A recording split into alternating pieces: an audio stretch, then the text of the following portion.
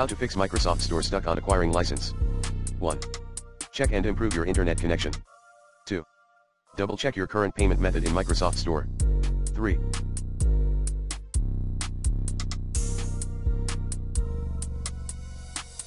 Log out from your current Microsoft account and log in later.